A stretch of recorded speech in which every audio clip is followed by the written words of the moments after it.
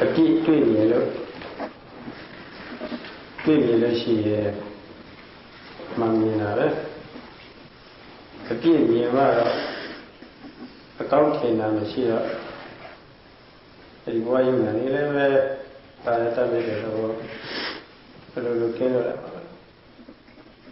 By the time we came, she swell a level people. Malaro. He never Mamadi already always up. By the time we did not let swell out Upada. Kilita, what day? The total mother TV on the total people away. My mother, she here, she my shit up. Shooting, Killis, Korea, or the she would iron, she said, like, say, as I change that. So, as well, shoot. Shoot me out of my sickly side. The woman did that. The one is the material, always exactly that, Sinjay. Chiconia. My dear, Mardi never, the level Chiconia, the level Sinjay. Madimu di Mao say, Jigilita. Low out for me, Chiconia. I level the knowledge Chiconia, so long for a Chiconia. Down the Yemen. Shooting, killing, shooting, killing, shooting, when the lingo never. You never tell who baby or so much told you, so we don't told you so. The lingo never, we had the time. You tell me I told you and the love, the treasure. A boo, she paid the love level, the treasure. So you saw the love level, the treasure. 11 table, 11 people, so level so good here, the time. So the have the little one only how the treasure. So when you share on the home, the time, you did that, I do it to her. Any woman time. Maria, David, the morning, any David, the morning, your daughter. In the set your. Yesterday, Sarah mentioned how, with the discovery of flaws in one's mind-body process of one's existence, seeing the truth, one will see the truth, and when one sees the truth by seeing flaws, one will not esteem such objects. One will not hold these in high esteem. There will be no delight in these objects, and one will not be attached to these objects, and there will be no grasping as an aftermath of attachment. In this way, one is free from this round of defilements, round of kilesas, namely avijja, ignorance, tanha, attachment and craving, and upadana, grasping. In the case of ignorance, there are two kinds of ignorance: not knowing the truth, knowing wrongly. So both these kinds of ignorance will be removed. This ignorance and attachment and grasping constitute the round of kilesas. And as one activates mindfulness, every time one activates mindfulness, these three things which constitute the round of kilesas will be removed. Thus it is said, without mindfulness, kilesas will arise. With mindfulness, they will be removed. And when one is mindful, these kilesas will not enter your stream of consciousness. If you are mindful of heavy arising in the body, with diligent effort and precise aiming, sustaining your mindfulness, thus deepening your concentration and developing or penetrating the true knowledge, true nature of realities. And thus one will be purified of these two kinds of ignorance, avijja, which are also kilesas, that is not knowing the truth and knowing wrongly.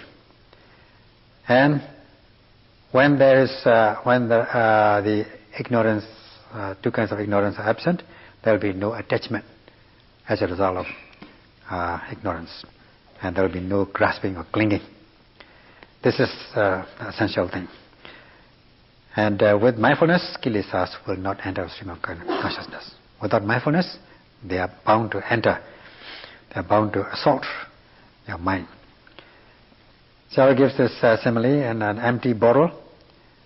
An empty bottle, there's no water or no vacuum in it. So long as there's nothing in it, there will be air in the empty bottle.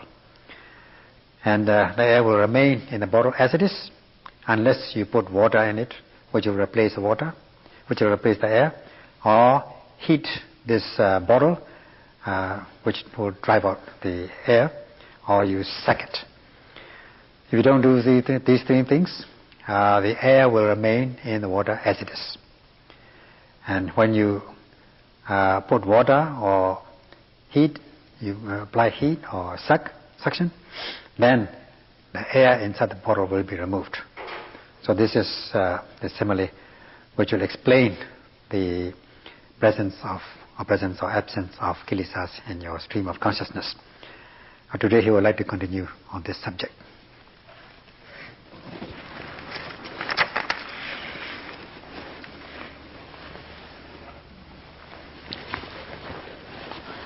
Kilesas are compared figuratively to fires, in the sense of torment, in the sense of heat, burning. Because one's lifetime is always accompanied with these kilesas in the form of dormant state or latent forms. And when they are lying dormant in one's mind, and when occasion arises, when conditions are fulfilled, these dormant or latent forms of defilements will rise up and grow into violent actions by body and speech. So as for ordinary fires, they burn, but they burn on a temporary basis, for a while. And it's not very serious. In the case of these kilesa fires, they're always there, not for the time being, because they are lying dormant and latent in one's mind. Sometimes it's burning, sometimes it's smoldering, sometimes little sparks, sometimes burning with little force, at other times burning with full force. Then it becomes very difficult to extinguish. Just like these fires, when the fires take place, it will burn, it will be very hot. Then the aftermath is also not very desirable. After the fire, there will be this black cinders and black things left. And they will not be clean when the fire has taken place. So if you're not careful, these fires are very dangerous. And the best way to extinguish fires is prevention, to prevent fire. Prevention is the best. And even if the fires take place, if you are mindful, then you'll be able to extinguish such fires easily. If left as it is bound to grow into great conflagration from small sparks. So also, if one is not mindful, so long as one has not extinguished all the latent or dormant forms of kilesas, one is bound to endure these tormenting fires of kilesas. Just like ordinary fires, they are very hot, and they will leave the mind weakened. They weaken the mind. Just like when the fires are taking place, everything is burned up and all the cinders, all the black things are left. So also, the aftermath of these kilesa fires is that the mind becomes very weak, weakened, and the mind will become very sensitive. The mental resistance will be lowered, especially against the worldly conditions. One will not be able to face the vicissitudes of life.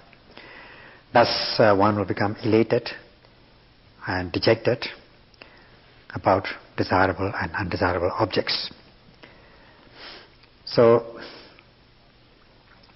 this is how the root cause lies in the prevention with the application of mindfulness, sati.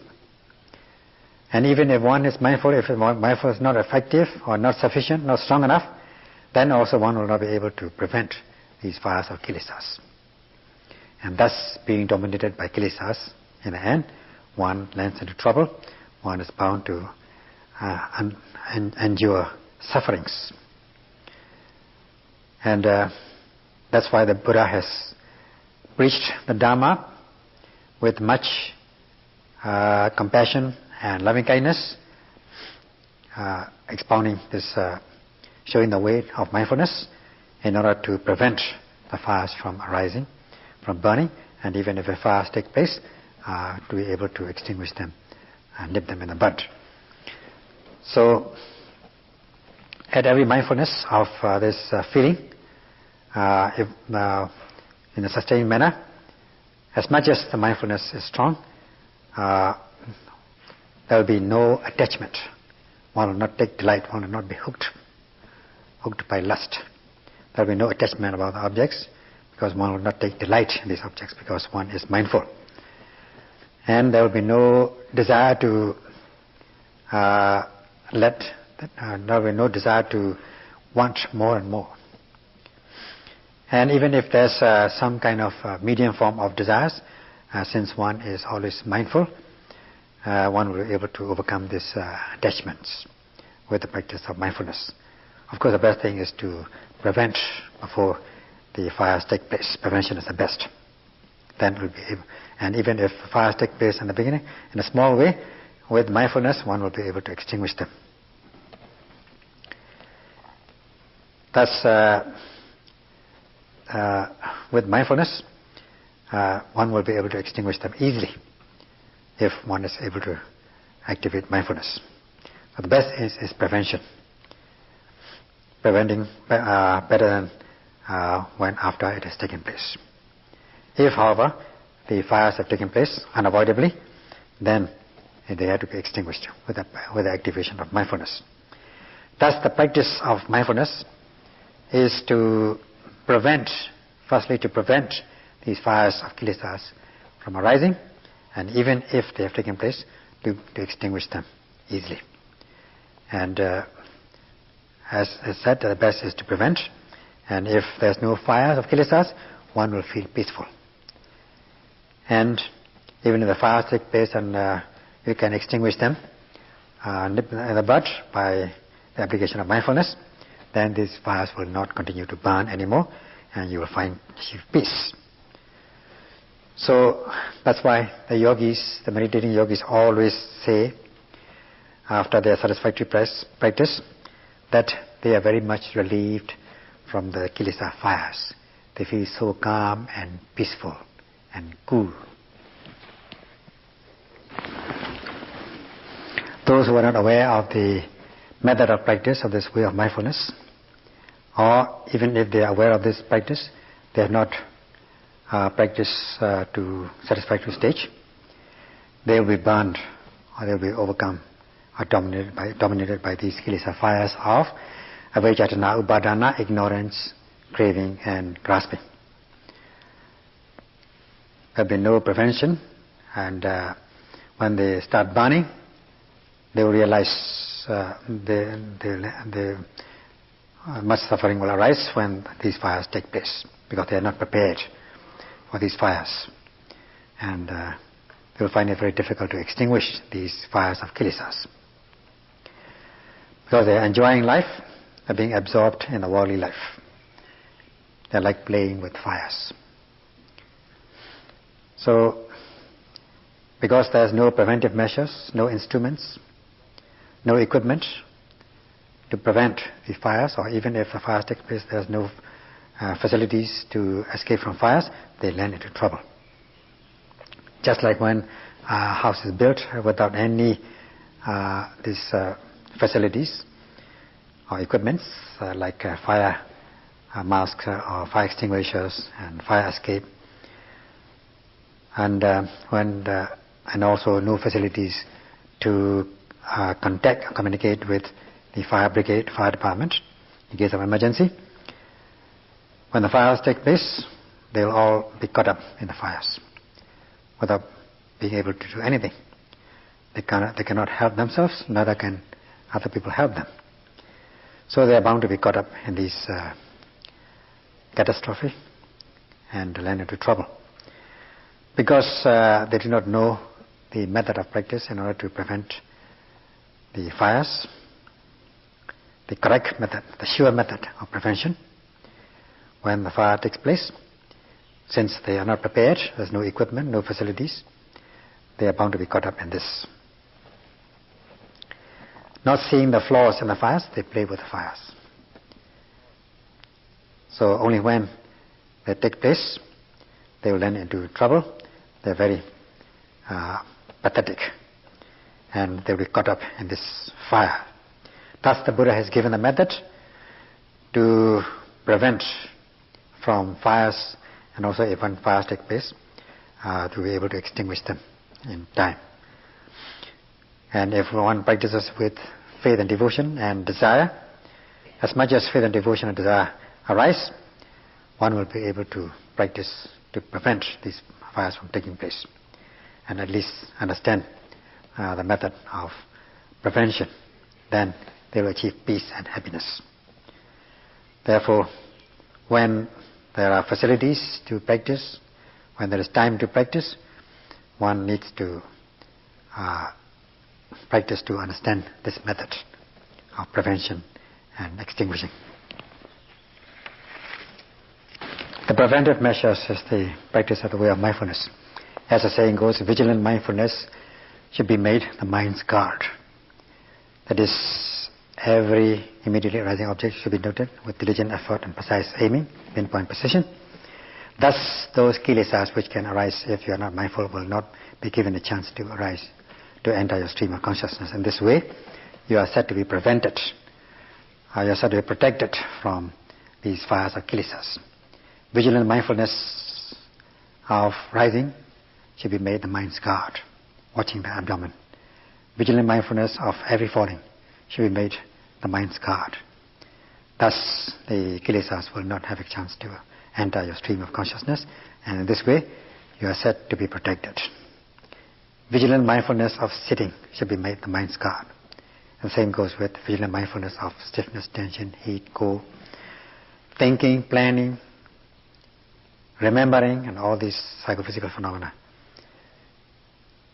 Thus, vigilant mindfulness of these psychophysical phenomena should be made the mind's guard. The mind will be guarded, protected with the vigilant mindfulness. This is prevention, a way of prevention, and a way of overcoming the kilesa fires. It is quite easy. Only thing is practice with diligent effort and pinpoint precision, with faith and devotion and desire to realize the benefit. And as much as you activate mindfulness, you are bound to reap the benefits. If you are mindful for 1 minute, there are 60 seconds and 1 minute. So at the rate of 1 second per extinguishing fires, 60 times the fires will be extinguished. And in 5 minutes, 300 fires will be extinguished, or 300 times. And in 1 hour, you can just calculate 3,600 times the fires will be extinguished. So in this way, you have to save, just like saving money, accumulate these wholesome deeds, accumulate this mindfulness. And when they are accumulated, they become there's a heap, great heap of mindfulness. And thus, the unmindfulness and fires, kilesa fires, will not be able to penetrate this heap of thick wall of mindfulness. Just like when there's a thick wall of cool air, the heat will not be able to penetrate.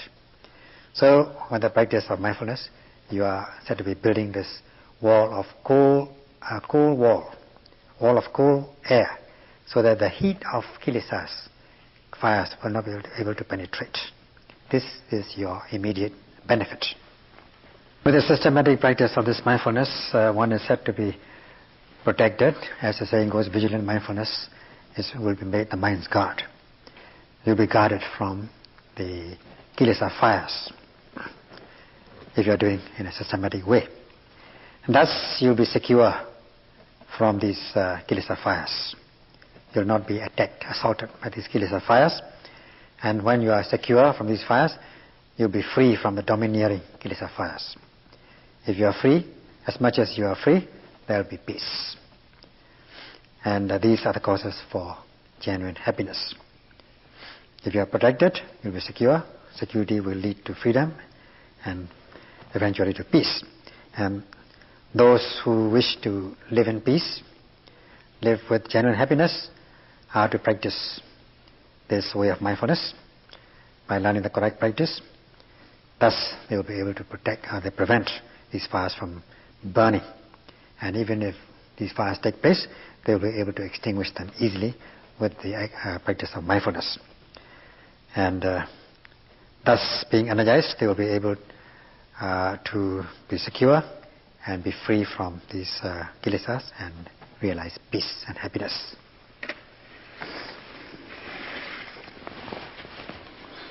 In the text is given this how one can enjoy this practice, or one can become delighted in the practice. And this description is quite noteworthy. As is said with the practice of way of mindfulness, one should vigilant mindfulness. One can make vigilant mindfulness as the mind's guard, with the mindfulness of every rising in the object in the body. As one can also develop this effort with the application of effort and pinpoint precision. One can sustain one's mindfulness on the arising object, thus deepening the concentration. And when one is able to deepen one's concentration, one will become free from these 5 kinds of hindrances or obstructions to practice, the undermining factors to develop knowledge. First of all, we have this kamicchana nivaranas, the hindrances of sense desires. Because one is able to deepen one's practice, there will be no hankering after sense objects. Thus one will be free from these obstructions. One will be free from these hindrances of sense desires. And secondly, one will be free from this ill will. There will be no anger, because the noting mind is mindfulness is continuous, without any break, without any interruption. One will be free from this vyabhada nivaranas, hindrances of ill will. There will be no aversion, no anger, no malice, and so on. And because one is energetic in one's practice, because one has deepened the practice, so one must be energetic. Because one is energetic in one's practice, there will be no slackness, and there will be no sliminess, no congealing, no heaviness, no sloth and torpor. One will be energetic. Thus one is said to be free from these hindrances of sloth and torpor. And because one is able to direct one's mindfulness, noting mind towards the object in a very close manner, because one is able to stay very closely with the arising object, there will be no restless and worry. And from the beginning of the practice, one has developed this faith and devotion in the practice. And during the practice also, one is able to verify these statements, achievements with one's own experiential knowledge. Thus there will be no skeptical doubt about oneself or the practice. So in this way one will be free from these hindrances, because one is able to deepen one's concentration. And such yogis are bound to be satisfied because they are free from hindrances. Their mind is clear, their mind is pure. And when they become satisfied, when they are free from these hindrances of progress, there will be delight in the practice. There will be rapturous feeling, chills and thrills in their body, some goose flesh in the body, hair standing on end, pervading kind of happiness. These are minor rapturous feelings, not major ones. They become happy, then as much as to say to themselves, what a practice it is. Not bad. Because the vigilant mindfulness has made the mind's guard. The mind is said to be protected. Thus you are secure and you are free from these hindrances, and you achieve peace. Because you are able to deepen your concentration, there will be this piti, rapturous feeling arising. There will be delight and joy in the practice. This is a very minor form of rapturous feeling, which will lead to the powerful forms of rapturous feeling, such as feeling as though one is floating in the air, or sitting on a balloon, or flying in the air. All these sensations, all these feelings will arise in this powerful form of rapturous feeling. Of course, chills and thrills will also be there. And then one will not wish to change one's posture of sitting. One will not wish to change this posture, and one will not find any difficulty in sitting for hours on end. 1 hour, 2 hours, no problem for him or her. And as for the eyes, he or she will not wish to open his or her eyes. So good is the practice. So delightful is the practice. And one is said to be enjoying the sitting or walking, whatever it is. This is the powerful form of rapturous feeling, powerful piti, balava piti. Because of this piti, it becomes powerful, and one will experience the physical and mental peace and tranquility, passaddhi. And this is cause for happiness. It's just like when in summer, hot weather, when you're coming from outside, you are as if you are going into an air-conditioned room. You feel so comfortable. You will experience physical and mental peace. And this will lead to bliss, sukha. And with this bliss, as a result of this bliss, the concentration will deepen more and more. And the mind will become serene, the mind will calm and collected, and this is a very distinctive features of this mindfulness at this stage. And when the mindfulness is energized, you will see things as they are. As the saying goes, when whoever is concentrated will see things as they truly are, such as the law of cause and effect, the process of cause and effect. And if one continues to practice, one is bound to see the universal characteristics of psychophysical phenomena, such as the phenomena arising and passing away, and finding them they are unsatisfactory, suffering, and that things are arising on their own, not governable, not manageable.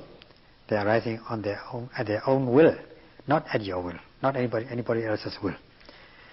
And you will come to a stage where when you are able to note things, experience the fast arising and passing away of psychophysical phenomena, and a special development of the mind and knowledge. And this is the one will, at this stage, one will feel so good and so unusual perception of the Dhamma. One will come to think that one has realized the Dhamma finally. Because of this mindfulness, the your mind is protected from the entry of kilesas. Thus you are achieving security and freedom from the domineering kilesas and achieve peace. So these four things, the protection, the security, freedom and peace, are the causes for genuine happiness, or they may be called the foundations for happiness. When one is able to realize these universal characteristics of psychophysical phenomena, such as the impermanence, the nature of impermanence, unsatisfactoriness and selflessness, with experiential knowledge, this is discovering the flaw. This is said to be discovering the flaws of existence. And this discovery is not from speculative knowledge, not from speculation, not from conceptualization. This is from experiential knowledge. If one sees these the characteristics, universal characteristics of impermanence and so on, by mere speculation and conceptualization, one will become depressed. Whereas if one discovers these flaws with experiential knowledge, then one will become energized and never depressed. They will never be de-energized. They will be energized. And this is the distinctive stage of attainment. One is said to be fully energized. And thus, the Buddha Dhamma is not to depress the mind, but to energize the mind. That's all for this evening. Sadhu, sadhu, sadhu.